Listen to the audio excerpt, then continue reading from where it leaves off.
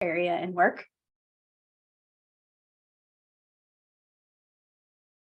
Okay. So as Katie mentioned, I have a background in both environmental psychology and architecture. I initially started off as an architecture major in undergrad and practiced for a few years in high-end residential design. So I took some classes, graduate classes in psychology and in architecture before I finally landed at Cornell in the Human Behavior and Design PhD program at Cornell, as Katie mentioned again, where I had a focus on environmental psychology and the built and natural environment. I know many members of this group in particular are focused on the natural environment or climate change and related work, but environmental psychologists more broadly also explore interactions between people and environments within different place types and populations on various outcomes from productivity to pro-environmental behaviors, from social interaction to health. So my own work specifically focuses on effects of the built and natural environment on physical and mental health. And the goal is to build evidence to improve and create human-centered environments that enable vulnerable populations to experience their healthiest, happiest, most fulfilling lives by design. I primarily study residential settings, physical and mental health and health behaviors, including diet and physical activity, and vulnerable populations, including children, seniors, populations of low income, and those experiencing homelessness. And so this interdisciplinary experience, it enables me to conduct research using social science-based methods to study the built environment informed design practice, often addressing some research practice gaps. Prior to COVID-19 and starting this fellowship at Michigan, most of my work was also very community-based and participatory. It aimed to address inequities in health in the built environment. And so when I say health, I refer to social determinants or drivers of health, like housing, rather than hospitals or medical care. That component or connection to healthcare is really new to my work at Michigan that I'll talk about in a little bit. So here, there's just some photos of my research assistants. Students and I worked with local community development corporations, Clubhouse International, which is an evidence-based community center model for adults with serious mental illness, the City of South Bend and the South Bend Office of Sustainability, the County Health Department. You might recognize, Mayor and now Secretary Buttigieg in some of these photos, and we were really fortunate to get to work with some of his administration on a lot of this work. So much of my research is grounded in the social ecological model that describes interactions between individual, interpersonal, community, and physical, social, and political environments on health. And this model really informs the multi-scalar nature of my work. So we can think about multiple scales of the built or physical environment and influences on health, from the design of furniture and objects to interiors, buildings, and neighborhood scales and beyond. We can think of the physical and social environments working together somewhat like a computer, where the built environment is the hardware and the social environment is the software, and we need both to function optimally.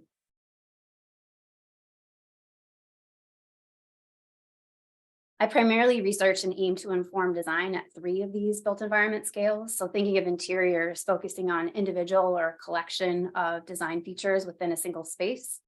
At the building scale, looking at building design features or arrangement of spaces across an entire building. And then at the neighborhood scale, thinking about qualities like proximity to availability of different amenities, neighborhood conditions, how we measure those.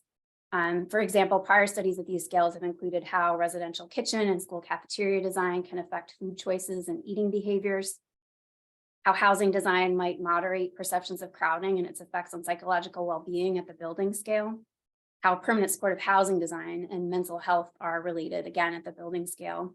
And then thinking at the neighborhood scale, health benefits of proximity to nature and the natural environment, as well as how we measure these qualities at the neighborhood scale. So I'll give a few examples of studies that I've conducted at each of these scales. So at the interior scale, I explored associations between floor plan openness and food visibility on eating behaviors. So specifically how visibility and convenience of food access can affect how many times we serve ourselves, how much food we serve ourselves, and how much we then consume. So the kitchen in this photo, for example, shows an entirely open kitchen dining area with no wall or separation between the two. So this study was a repeated measure study with 57 very hungry graduate students who came to dine in a simulated open and closed kitchen space. There were two-way mirrors, so we could observe their behaviors and also what they were serving and consuming using a bunch of different trickery tactics that were hidden from them. And so the results of what's called a serial multiple mediation analysis shown here found a significant effect of floor plan openness, such that the open condition was associated with more serving trips than amount served and amount consumed. So to my knowledge, this was one of the first studies to examine whether our relatively large multi-purpose kitchen dining spaces in the US that have evolved over time could have contributed to weight gain in the obesity epidemic. So this project led to a much larger interior scale project, again, thinking about quantifying numerous features within elementary school cafeteria spaces associated with healthy eating. So keep in mind that the approach used to develop assessment and complete assessment of this environment also applies to housing and neighborhoods as well. So many of you who went to elementary school in the US might remember spaces similar to this. For cafeterias, or a cafegimatorium, as I often like to refer to it, it had several purposes, or a multi-purpose space. Many of us don't necessarily remember these spaces as being bright, happy, open, quiet, calm spaces. They were often dark with no windows, maybe noisy with a lot of people in it. Maybe there was recess going on at the same time people were eating. Maybe you got hit in the head with a basketball or something, just it was a lot of chaos, and at least in my experience and a lot of people that we talked to. So compare that space to this space. Both multi-purpose spaces fulfill the same uses, but the one on the right here addresses noise. The colored panels you see on the walls are acoustic panels to dampen sound. They bring in daylight through the skylight here. There's windows to the interior, so you can see out both and in as well from the school. There's different seating options here. There's a couple of different features like the umbrellas that give students some choice and something to look forward to. And so they can really start to create a culture around healthy eating. And that's what we found in this research, was that in spaces on the right, we are seeing associations with healthier eating. So I'll talk about that study a bit.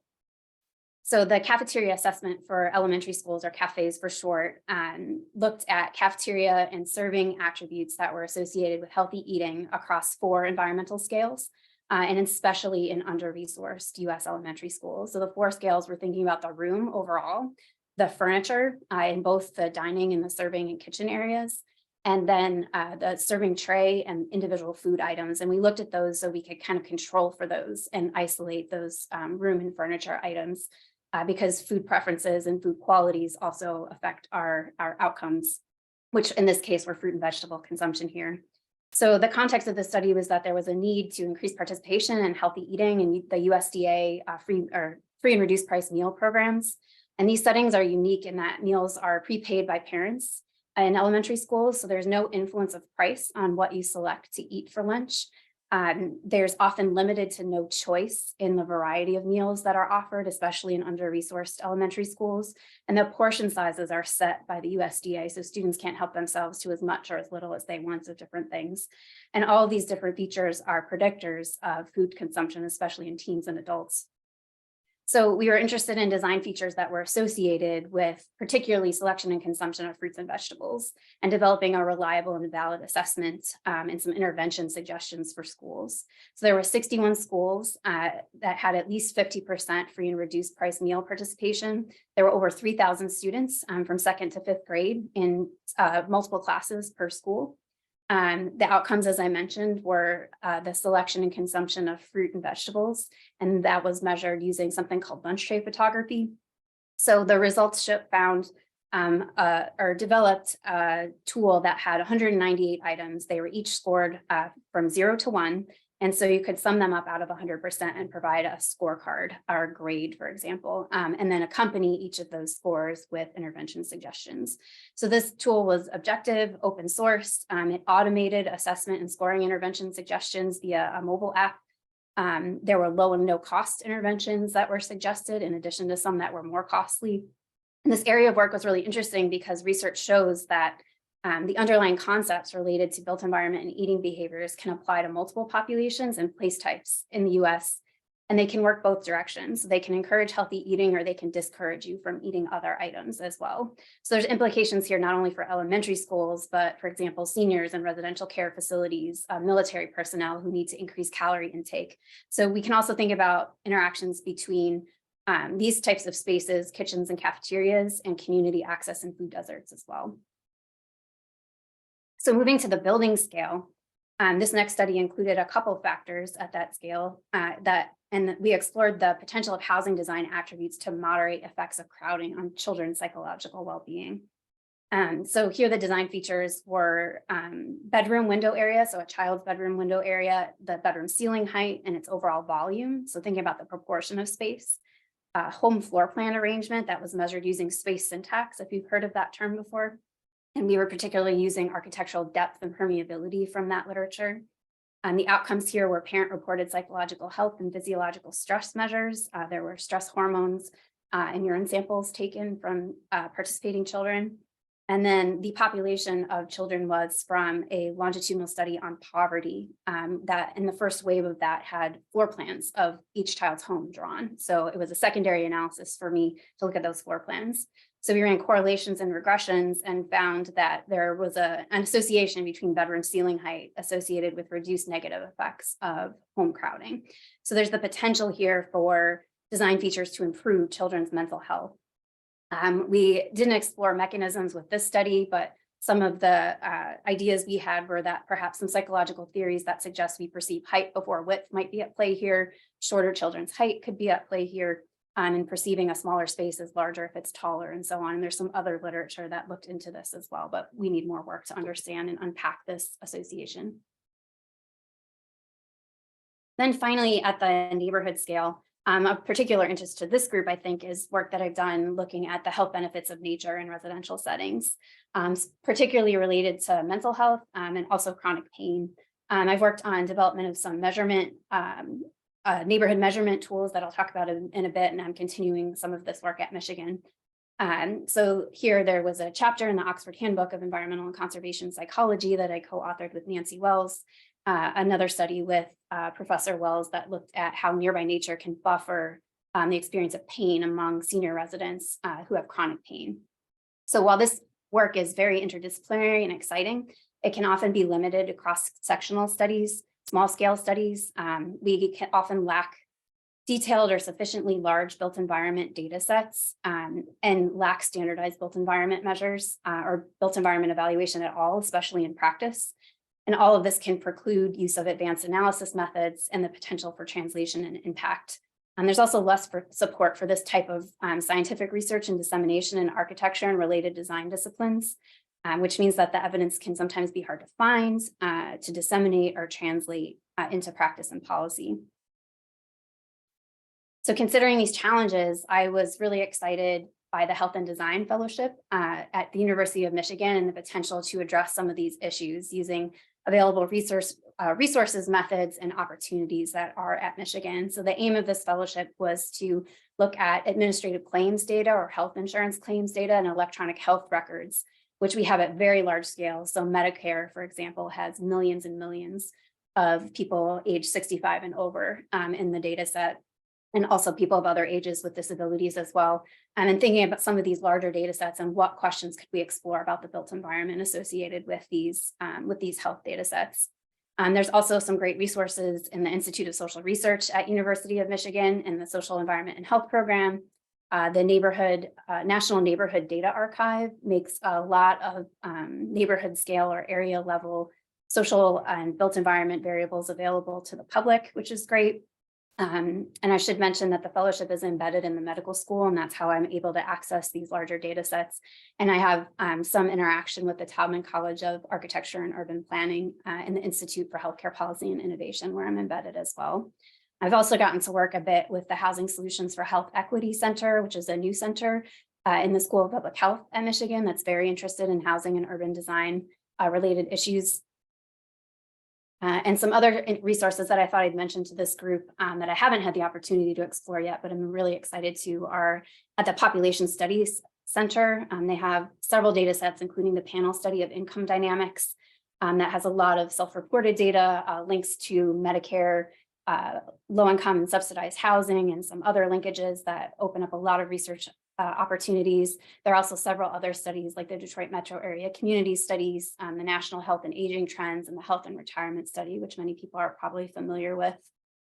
And I just recently learned of Bob Marin's in urban planning and the Institute for Social Research study called the Sustainability and Cultural Indicators Program. I thought I'd mention to this group. So it's looking at attitudes and behaviors related to environmental sustainability on campus. And he's always interested in scaling up and talking to people on other campuses as well. So thinking of all these different resources, I was very interested in how I could answer some questions related to housing and health using this type of data and trying to scale up the impact of the work using some methods that have particularly an implication for policy.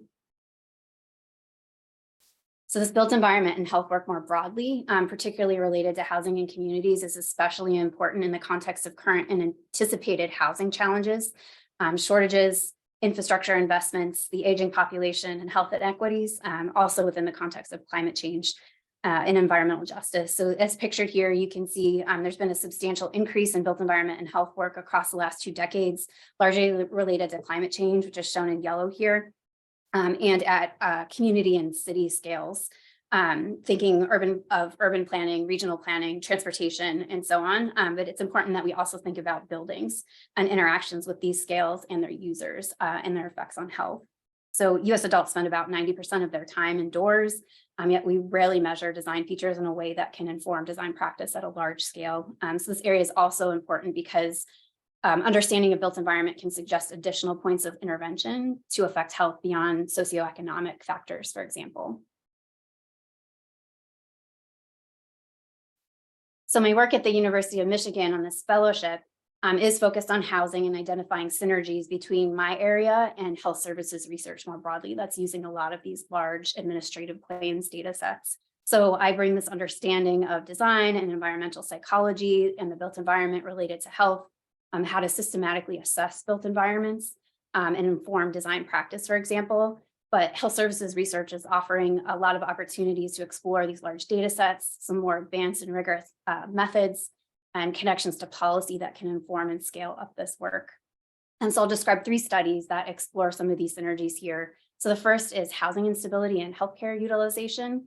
The second is focused on the low-income housing tax credit program in the US and some design features. So thinking how can we measure the success of some of these programs in housing beyond affordability, access, tenure, or stability of housing, thinking about what the housing looks like, where it's located, and whether or not it's actually supporting resident health needs. And then a developing study exploring engagement of healthcare systems and housing. The interest in social determinants of health and addressing those from the healthcare side has contributed to a lot of new engagement with the healthcare system, hospitals, health systems in developing housing, investing in housing. So beyond just screening for housing instability or referring patients to services that would help address their housing needs, they're actually building housing. And we don't know a lot about what this looks like. So back to that first study on housing instability. So I used what's called the National Inpatient Sample to review 87.3 million hospital admissions of adults between the years of 2017 and 2019. So 87 million is quite a bit different from the few hundred or thousand sample sizes I've been using before. We identified admissions. So these aren't unique patients. These are looking at admissions here that had 1 of 5 Z codes. So if you've heard of ICD codes that are used for billing when you go see a doctor, for example, and what treatments or procedures were completed or recommended, there are now a list of Z codes that capture social determinants of health. They are widely underutilized. They appear in only about 1 to 2% of patient records, but we were really interested in exploring them as a potential data source here within housing. So we identified the primary reasons for hospital admission, meaning what diagnosis, the length of stay of each admission, and the costs that were associated with people who had these housing instability Z codes. We compared that to people who were admitted without the housing instability Z code. So the #1 overall diagnosis was mental, behavioral, and neurodevelopmental disorders, which does not come to a surprise to anyone who's been working at the intersection of housing and mental health. This effect was much greater than other diagnoses after that. We were just able to quantify it in a new data set here. Housing instability overall was associated with 40% longer length of stay and $9.3 billion in annual costs for those admissions with housing instability. A third of that about was attributed to those with mental, behavioral, and neurodevelopmental disorders. So the implications of this work highlight the need to align housing and mental health efforts across multiple stakeholders, especially within healthcare. And with this data, we're better positioned to advocate for health and housing resources when we have this kind of large national data. We also can prioritize health and housing decisions. But this type of study and approach doesn't point to any housing design policy or medical care interventions or solution. We're also still just getting at drivers or effects of housing instability rather than some underlying mechanisms. So despite these limitations, these large data sets and nationwide study results that indicate likely underestimated magnitude of the association between housing instability and healthcare costs and outcomes, this can still really draw attention of health systems and policymakers to housing, and it can attract resources to increase our research, development of measurement tools, and improving design in this area.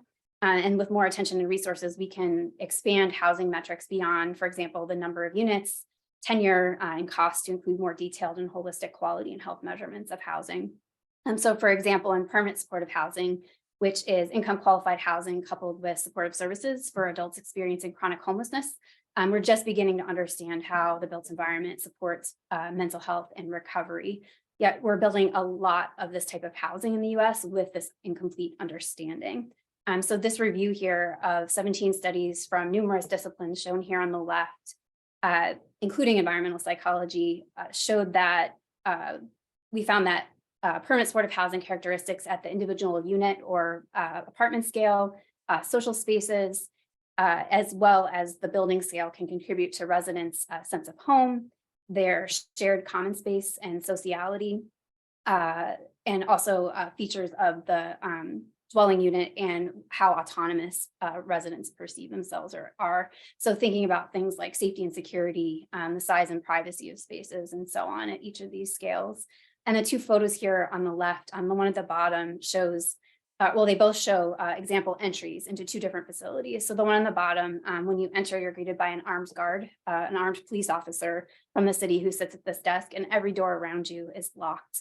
When you enter the door here in this facility, you pass the director's office that has a window into the office. You can see through this little gap into the common space. So you could either wave to people or go greet people who are gathering in this common area, or you can go off to the side here to an elevator or to stairs and not interact with anyone. So you have this hierarchy of private to public space, or excuse me, public to private space, and can make a decision about who you interact with. And so those types of nuances aren't captured in many of our measures when we're talking about housing and just number of units. So it's very difficult to fund empirical work in this area, but better data and increased attention to housing and health, especially mental health and trauma-informed design in this environment, can be helpful for increasing this work. The second project that I'll talk about, which is funded by the Blue Cross and Blue Shield of Michigan Foundation, is starting to help us understand connections between housing design, health, and healthcare outcomes, and policy by studying affordable rental housing in Michigan, supported by this low-income housing tax credit program, or LIHTC for short. So the LIHTC program is the largest source of affordable rental housing in the United States, and it includes some permanent supportive housing that I just talked about. In Michigan, for example, where I'm working, there are more than 97,000 subsidized rental units in more than 1,500 facilities across the state. The IRS allocates these tax credits to each state's housing finance agency based on population size, and it's about $2 per person. The tax credits are then awarded via a competitive project application process based on criteria outlined in each state's unique qualified allocation plan.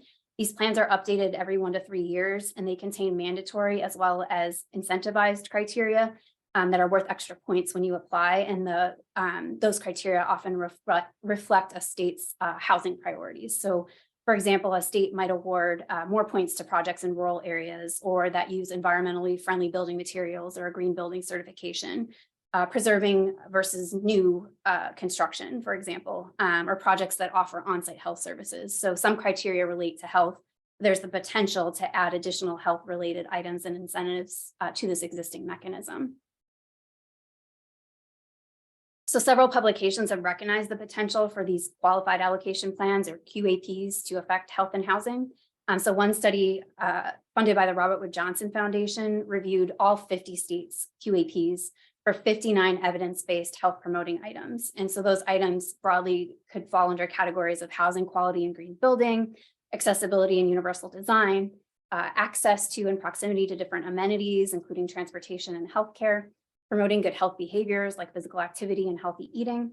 The top requirement that was found across all states was provisions related to housing quality. So things like healthy airflow, moisture control and allergen prevention, avoiding contaminants and toxins, and safety.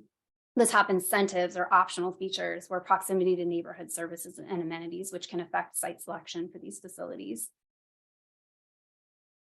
So in order to better understand these connections between LIHTC funding, the housing design, and health outcomes, this project asked 3 questions.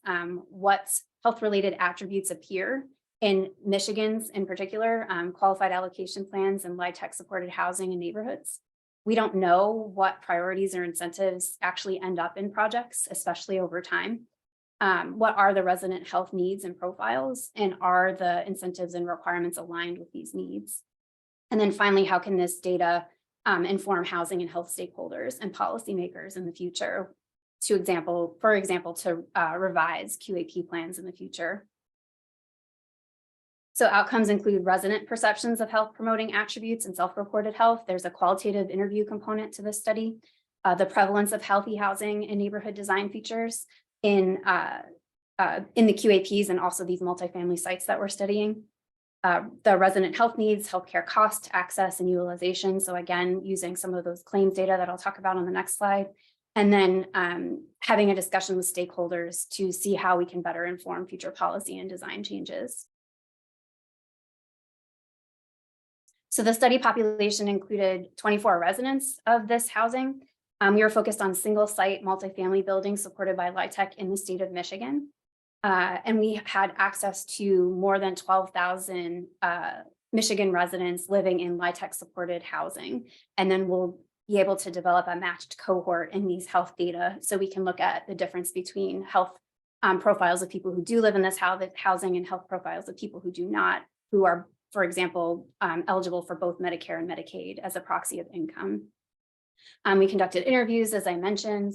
We gathered a lot of the housing data and the addresses of these facilities from HUD, the Michigan State Housing Development Authority, Google Street View, where we can't get some of the built environment features from other data sets, and public data registries, including from that National Neighborhood Data Archive that I mentioned earlier. And then the Michigan Value Collaborative is providing us with the administrative healthcare claims to get the health data on these residents and the cohort. So this is an ongoing study. But some of the preliminary results we have resulted first from a literature review that we conducted on housing and neighborhood attributes.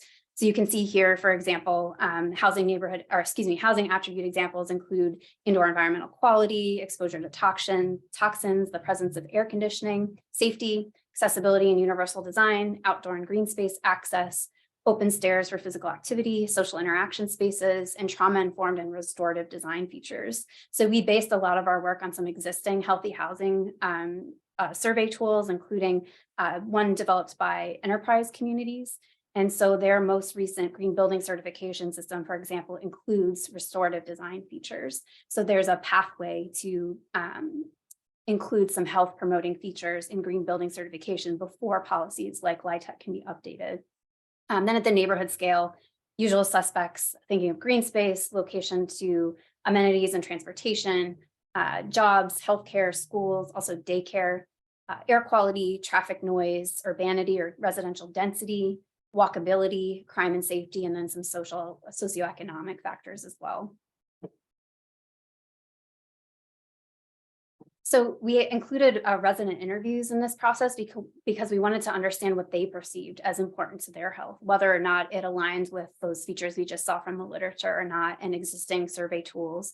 And so we did get some more information and some more nuanced information from interviews that are still being coded here. So they were very focused on having proximity to a community mental health center, which often served as their primary care facility. Al-Anon clubs are Alcoholics Anonymous services. Having a bus stop on site, not just nearby. So we often talk about proximity to different amenities and transportation. The QAPs incentivize proximity, but the residents told us that a lot of features matter being on site or on a property line. So bus stops were one of those features. Having free activities nearby, a place to walk to or easily travel to and do something if you don't work anymore, to avoid isolation. If you're unemployed and so on, having used furniture stores nearby so you can furnish your place, having a park adjacent to the property, not nearby, but actually sharing a property line with it so you have views of it. They also talked about different senses of ownership over that park and use of that park. Having multiple grocery stores or choice. Food security was less of an issue with the sample that we interviewed, but having a choice of where to go to get different types of foods was very important to this population. Being near both schools and daycare, the schools don't cover the entire workday, was very important. And then being close to family and friends, either able to walk or easily get transportation to maintain connections between family and friends, many of which are very taxed for this population. And then something that we didn't expect was that a lot of people talked about the importance of walking for both recreation and utilitarian purposes. We aren't sure yet if this is a result of COVID or this particular location, but we're hoping additional coding will help us unpack why that was so important to this group. We have just some very early results at the building scale, thinking about access to outdoors. Michigan's requirements include patios and balconies for every unit on these facilities. So every resident has private access to the outdoors. This can be costly to build and difficult for developers. So some are trying to get around this requirement. So we were really interested in seeing what the residents thought, because staff often said that they didn't think residents used these spaces. And so they're telling us a different story that we hope to be able to communicate to staff here and more broadly. On-site services, as I mentioned, so having a bus stop on site, having different services and classes offered in the building, not just nearby, is important. And then we'll continue to code to identify additional building and individual apartment unit features as well. So the final study that I'll talk about is a very early developing study, and it is collaborating with the School of Public Health and Professor Roshanik Medapana at Michigan and Jameson Coman, who manages the Housing Solutions for Health Equity Center that I mentioned. So recently, health systems have become very interested in addressing patients' social determinants or drivers of health, and it's led to much higher engagement with housing. So beyond screening or referring patients, hospitals are investing in housing, developing housing, building housing, providing housing. The Affordable Care Act has also, for nonprofit hospitals, inspired some of this work as well with community development and so on. So we don't know a lot about what this looks like. There's not a lot of literature on this. What are they doing? How are they doing it? What do these units look like? Are they meeting patient needs or improving patient health? So we're starting to identify data sources. There's very limited literature. My colleague in public health has published one paper that interviewed a bunch of housing stakeholders to ask about this. The American Hospital Association has an annual survey that asks one question related to direct and indirect involvement with assisted living, nursing homes, and supportive housing, but there's no more detail. And there's nothing about affordable housing in general in that survey. So we're starting to review gray literature, and we'll eventually do some more interviews to better understand this engagement with housing.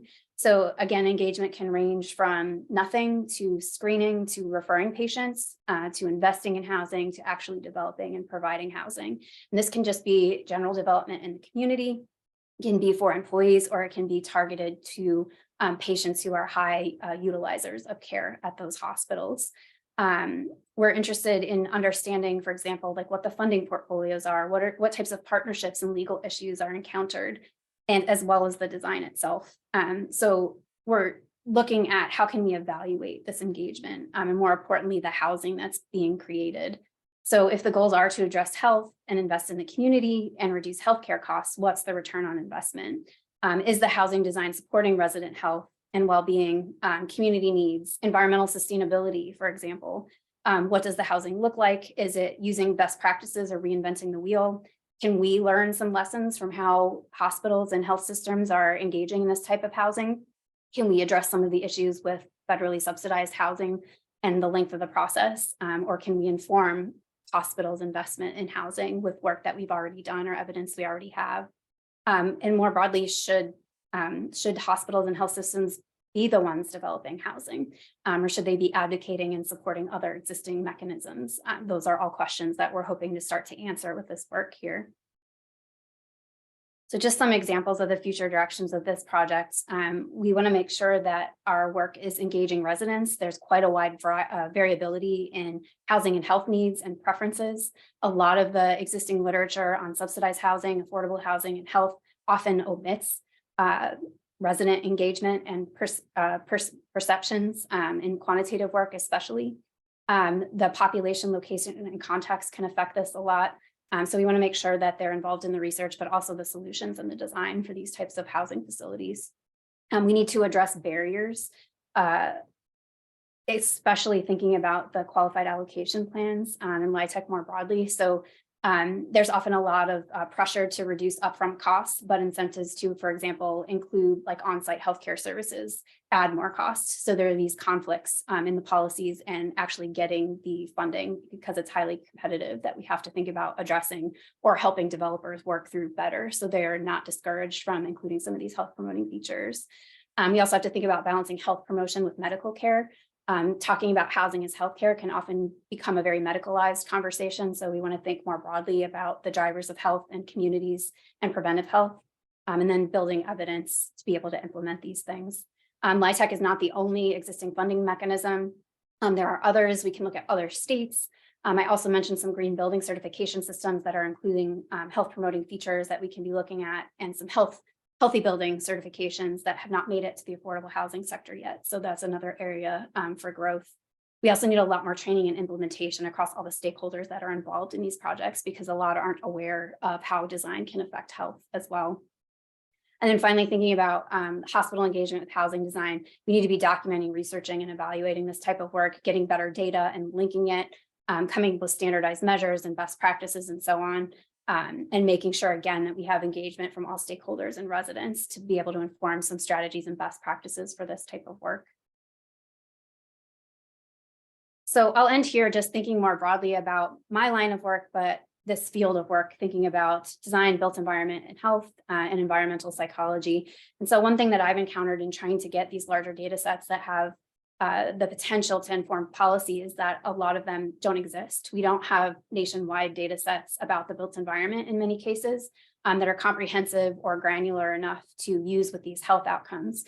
So curating some good built environment data sets, either by aggregating data that are already out there, making them publicly accessible, cleaning the data sets, and so on, developing some aggregated indices that we can use and validating those.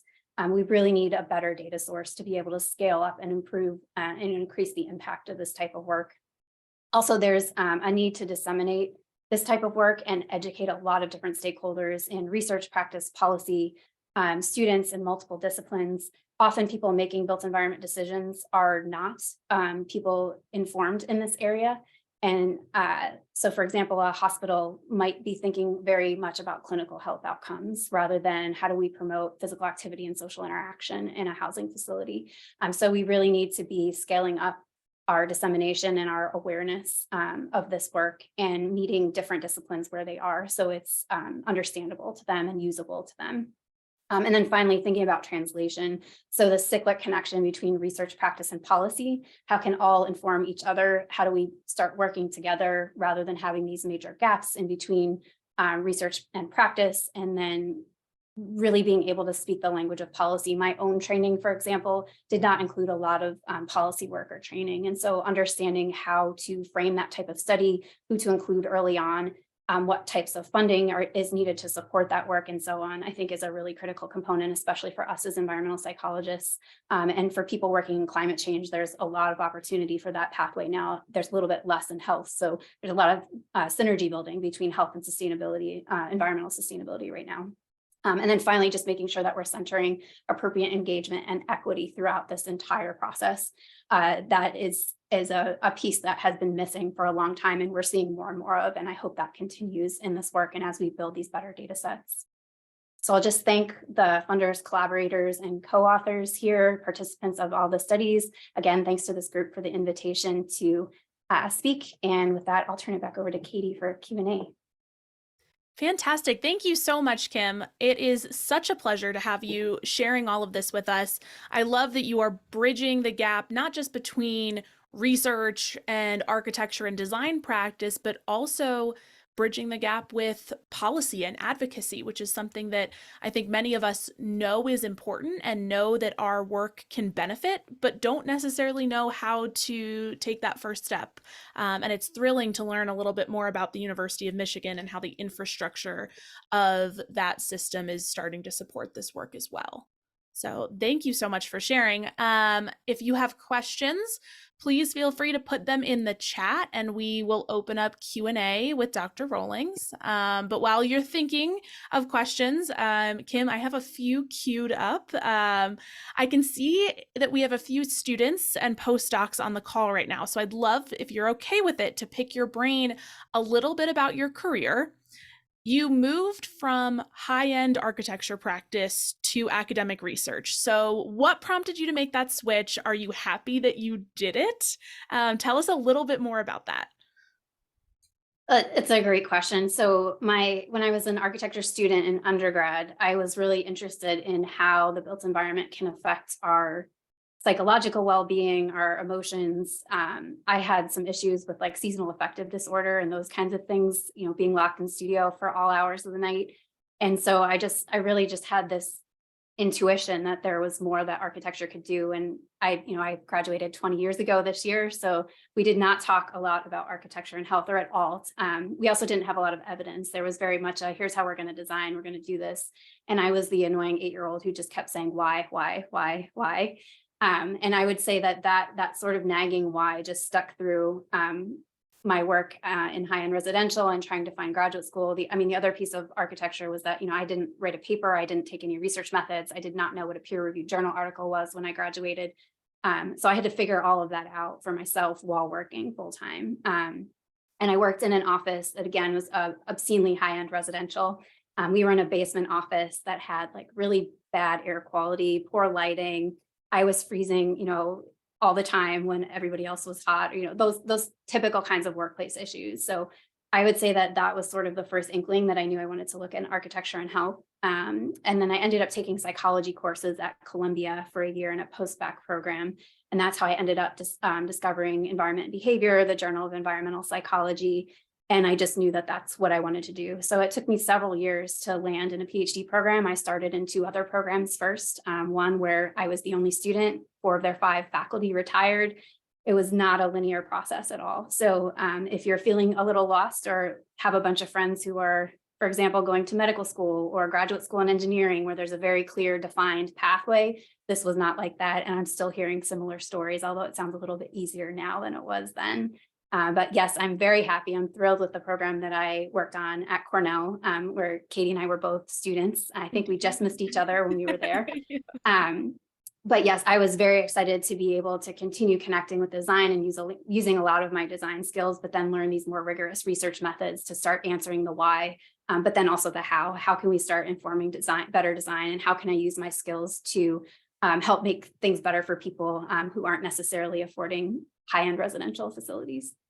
Wonderful. Thanks, Kim. I know that rings true with a lot of folks on the call, whether they're students or postdocs now, or whether they're still in the architecture field and debating about what comes next. So in that vein, you mentioned some challenges translating research into practice and then research into policy. And we've got some practitioners on the call. What do you want them to know about getting your research and research in general into design practice? That's a great question. And I think an important question is also, what do we as researchers need to know from practitioners to better frame our research?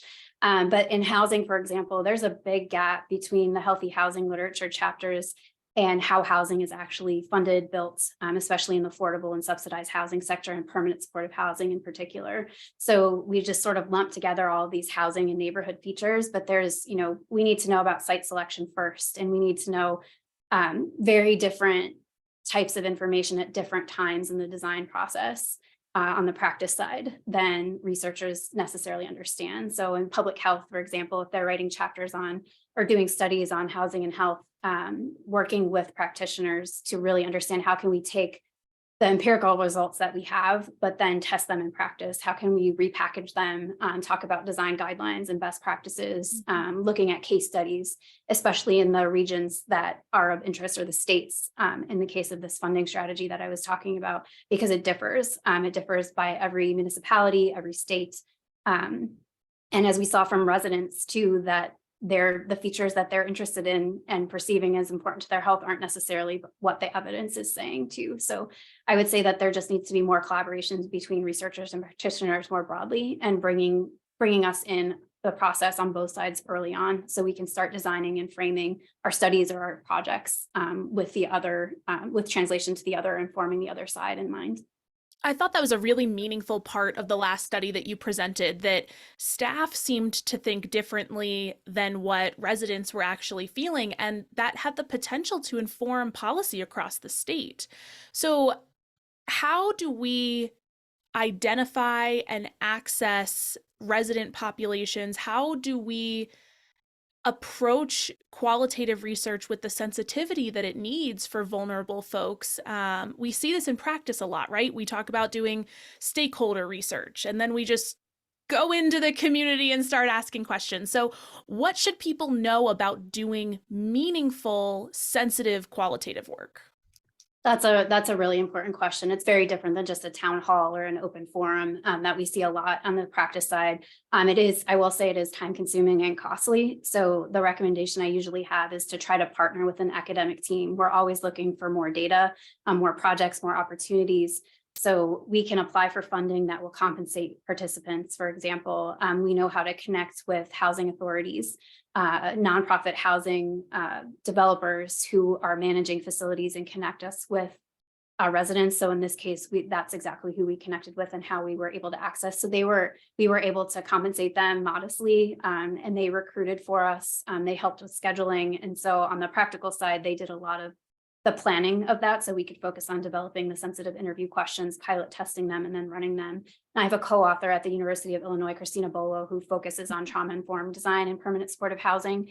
And so I was able to fund her to do the interviews because she has that experience. I like to think of myself as sensitive and able to talk to this population, but I really wanted to make sure I had an expert because of how important this type of work was, and because of the direct connection to policy in this case. And knowing where your expertise ends and how that might affect individuals once you enter their community is huge, and something that I think sometimes gets missed in practice when we're really sprinting on a project, right? And need to get some feedback, but don't necessarily know how to go into the community and get it. So on a slightly different note, I loved the slide that you shared kind of early on in the presentation, showing the increase in built environment research over the last few decades. And I can see you pointed out that climate change was growing. What are some other areas of built environment and health work that are growing? What are some topics that you haven't seen enough work in? So for students and academics on the call, where should we focus our energy right now? That's a great question. So that table is in a paper that's under review right now in the American Journal of Public Health, thinking about the built environment and health for the last 20 years. And so if you just search, built environment and health, if you remember, the very bottom, smallest little red section was built environment and health, right? So there's a lot more going on in that field that doesn't necessarily use that language. So we picked 6 very popular or commonly used areas of work across disciplines for that graph. So climate change is obviously a huge factor right now. I don't think we included health equity, things like gentrification and displacement in that graph, but thinking about climate change, health equity, structural racism, as well as housing and housing shortages associated with both of those items are big topics, and I think going to be on the research agendas of many disciplines for many years to come now. In terms of what we didn't see a lot on architecture and buildings and health. There's some very specific studies, especially around building performance and climate change, air quality after COVID-19, more pandemic type studies. I think we're going to continue to see those as well. There was obviously an uptick looking at that literature too, but we're not seeing a lot of buildings and health coming from the architecture journals. In kind of on that note, thinking about where the gaps are in social determinants of health and our conversations around health equity, I found it fascinating, your really brief discussion on Z codes and how that helped inform your data set on housing inequality. You mentioned that only a small percentage of patient records even had these Z codes associated with it. In your experience working with that data set and working with providers, why is that the case? What are some of the barriers to getting that information? So I'm a secondary source here for this, but Yeah. from what I understand is that, so one, screening is a big issue in healthcare right now. How do you do it? And is it ethical to do it if you don't then do anything with that information? So if you're asking your patients, what are your drivers of health? Food insecurity, housing, income, all, education, all of these different factors, but then not doing much with it. Is that appropriate? And then there are many different screening tools out there. The Z codes are one early effort to try to streamline this data with the ICD codes. They're not widely used for a lot of reasons. And I think they're likely overused in the population that I was interested in that study. I think that just it's part of the broader conversation about how do we do screening? How do we get uptake of that screening appropriately? And then you have to also be able to plug that into different electronic health record systems at different health systems. So again, they're using a lot of different types of systems and interfaces. They have different needs. It takes a lot of time. As you know, providers don't have a whole lot of time with patients, especially in primary care visits. The unique thing about Z codes is that any member of a patient's care team can enter those Z codes. So it could be a social worker or someone else, but they're not necessarily, they're just not being rolled out yet at a large scale or required. So I think we'll see more of that as we better understand how to do screening and what to do with the data. That ethical question applies to so much more than just patient records, right? If we are asking people sensitive questions, if we're going in and doing interviews or surveys, there should be some expectation that that mental labor and emotional labor has a return on investment for the community, right? So that's really an interesting thought, not just in terms of what we add to patient records, but as ethical researchers across different disciplines, what is our responsibility to the community that we are asking questions of? That's another tough issue. So I think when you can do truly participatory and engaged work where you're able to engage residents throughout a process to be able to benefit from and see the outcomes, I think that's the ideal. Being in practice, and I know from other experience, we don't always have that luxury and we don't have the timeline. So minimally, all what we can do is compensate participants for their time. So if we're doing interviews, we need to pay them a fair amount for their time.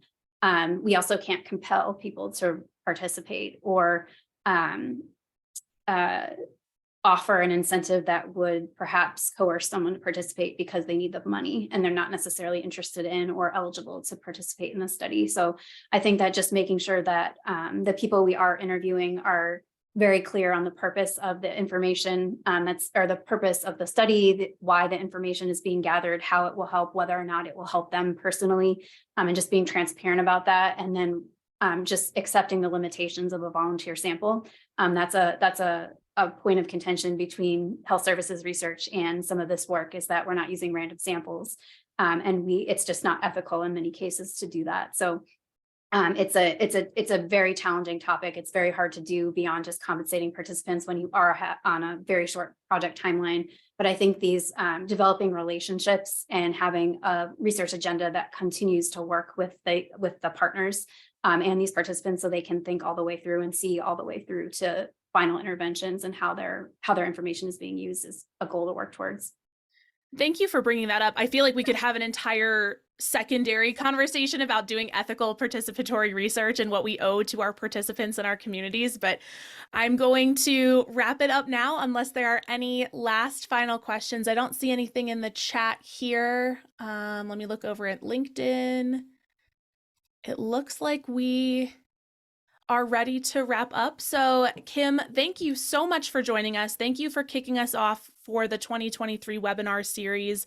I am thrilled to share that we have another Cornell human behavior and design individual joining us in June. Uchita Vade is going to share her work on slum housing and mental health as well in June. So keep an eye out for our next invitation. Kim, thank you so much for sharing this. Thank you for a stimulating conversation, and have a wonderful rest of your afternoon.